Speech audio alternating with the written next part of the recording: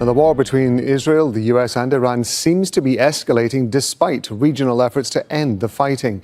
US and Israeli strikes have struck across Iran overnight. Blasts have been seen and heard in Tehran and several other cities.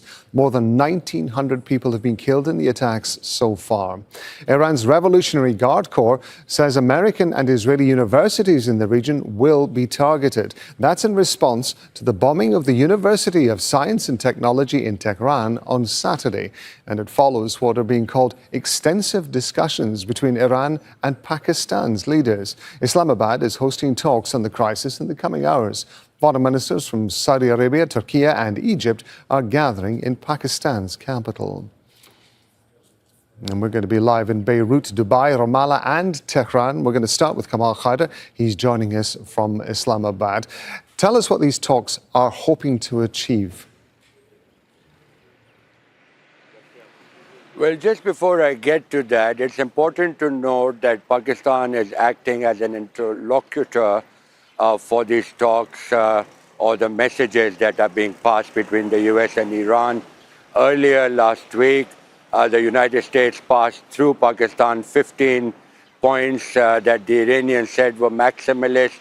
The Iranians came back with another 5 points which asked for reparations and conditions that there will be no future attacks on Iran.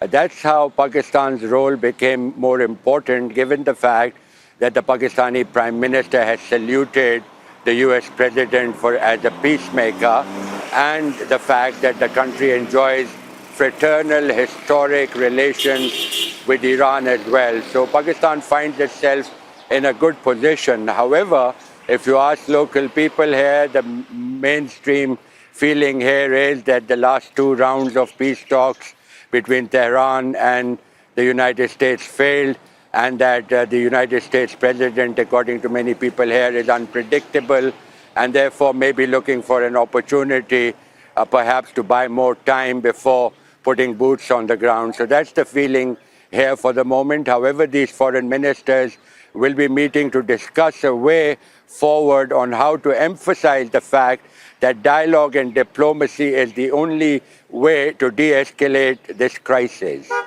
You were talking there, Kamal, about the relationship that exists between Iran and Pakistan. I'm seeing Iran has allowed ships sailing under Pakistan's flag through the Strait of Hormuz. What more do we know about that? Well, that was granted by the Iranian government, that 20 ships carrying the Pakistani flags, tankers, will be allowed to pass through the Straits of Hormuz.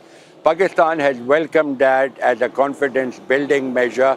There is a hope and expectation in the region that perhaps there is a way out of this crisis, although the ball is in Israel's and Washington's court to see what their plans are. The regional countries, of course, will be trying their level best to make sure that the countries that are suffering because of the blockade of the Straits of Hormuz, the economic implications for these countries, including Pakistan, which imports 80% of its petroleum products from the Persian Gulf alone. So huge stakes involved, and these 4 countries will be trying to hammer out some sort of a consensus on how to de-escalate this crisis. Kamal, thank you very much indeed. Kamal Hyder there talking to us from Islamabad.